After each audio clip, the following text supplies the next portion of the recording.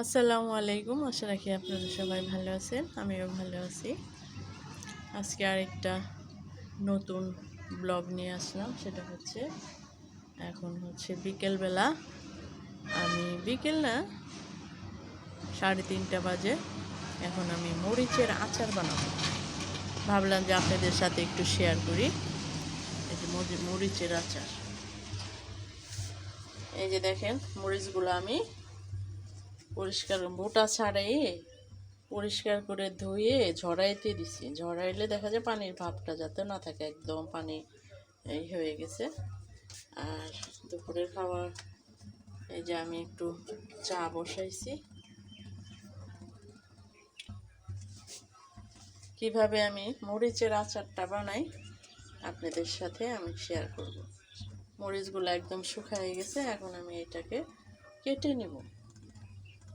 যেহেতু এত বড় বড় মরিচ,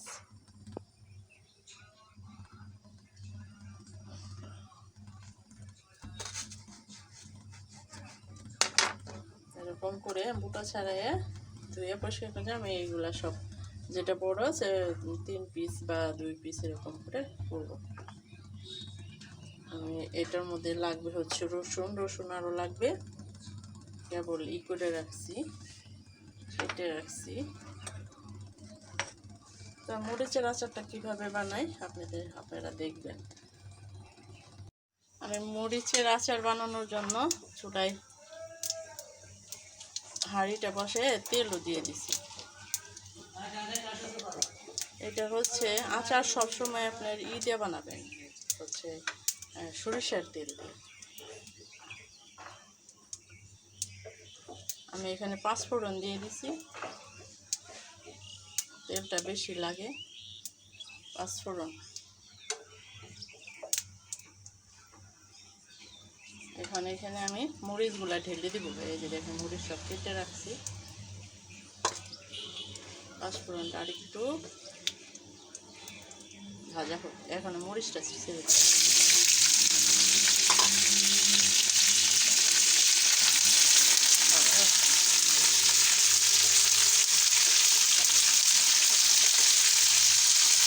রান্না হতে থাক।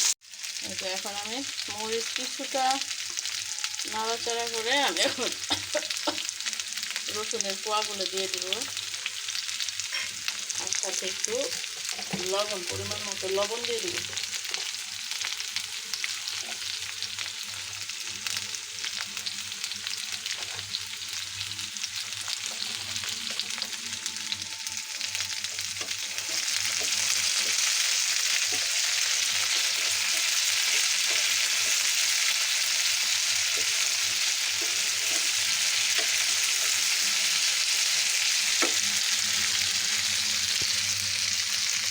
হতে থাক, তো ঢেকে দিলাম।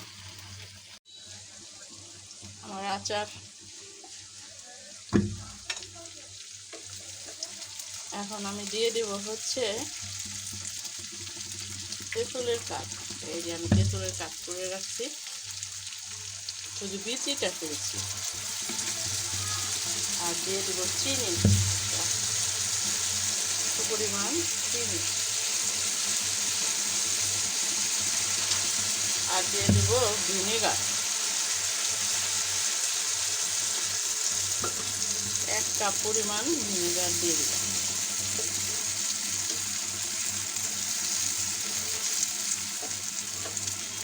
আচ্ছা, এভাবে আমি রান্না করতে থাকি। আমার এই যে চিনি, তারপরে হচ্ছে ভিনেগার,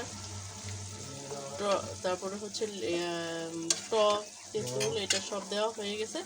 এখন আমি দিব হচ্ছে এই যে এখানে একটু রসুন বাটা, আর হচ্ছে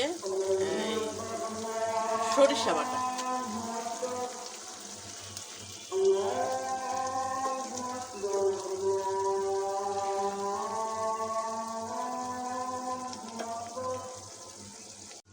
এই যে আমার সরিষা বাটাটাও দেওয়া শেষ। আমার মরিচের আচারটা প্রায় হয়ে আসছে। এখন আমি দিব হচ্ছে 1 চামচ হলুদ,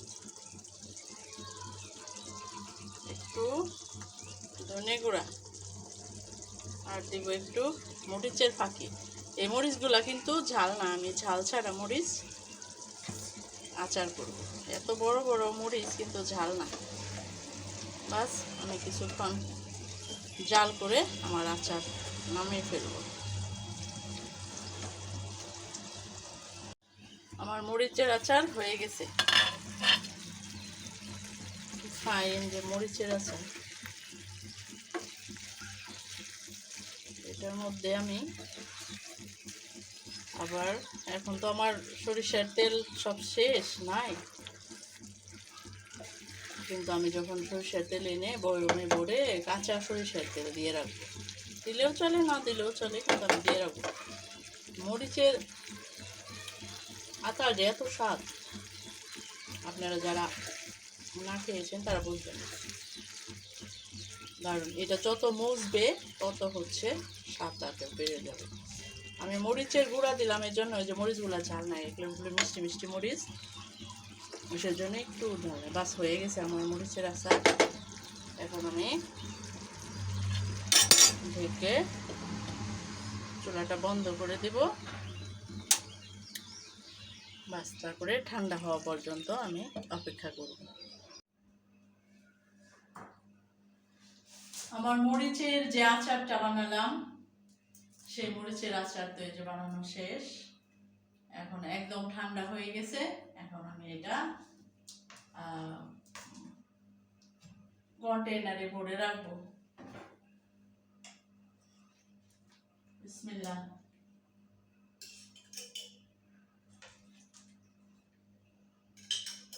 আপনারা কি অনেকেই আছে যে মরিচের আচার বানানো যায় কিনা সে জানি না।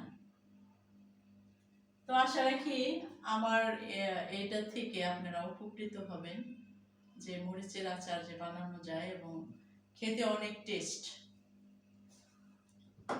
ঝাল কিন্তু মোটেই না, কারণ এটা ঝাল মরিচ না। যে ঝাল পছন্দ করে ঝাল মরিচ দিয়ে বানায়, যার ঝাল বেশি পছন্দ ঝাল মরিচ দিয়ে বানায়। আমি এটা ঝাল মরিচ দিয়ে বানাইনি, আমি হচ্ছে এটা ঝাল না।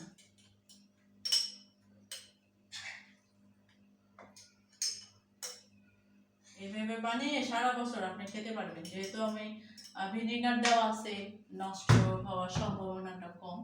আর ফ্রিজে রেখে দিবেন, আর মাঝে মাঝে বের করে হচ্ছে একটু রোদে দিবেন।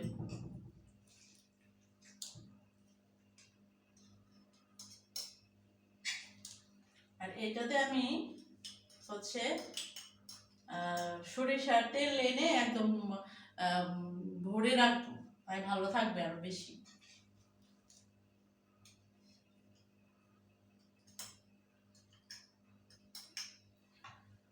যারা যারা আচার খেতে ভালোবাসেন তারা আমার মতো এইভাবে মরিচের আচারটাও বানিয়ে সারা বছর খেতে পারবেন।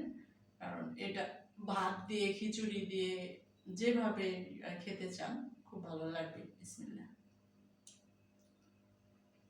দারুণ, ঝাল না, তিতো না। এখন এই যে সরিষার জন্য একটু হালকা, কিন্তু যখনই এটা মজে যাবে, মানে কয়েকদিন পরে একদম আরো নরম হয়ে যাবে, তখন আর তেতো ভাবটা থাকবে না, টক টক মিষ্টি মিষ্টি, খুব ভালো লাগে। তো আপনারা এইভাবে মরিচের আচার বানিয়ে খাবেন। আর আমার এই আচার দেখে যদি সামান্য পরিমাণ আপনাদের উপকার হয়ে থাকে, তো অবশ্যই অবশ্যই আমাকে সাবস্ক্রাইব করবেন, লাইক কমেন্ট শেয়ার করবেন, আর আমার পাশে থাকবেন। আল্লাহ হাফেজ।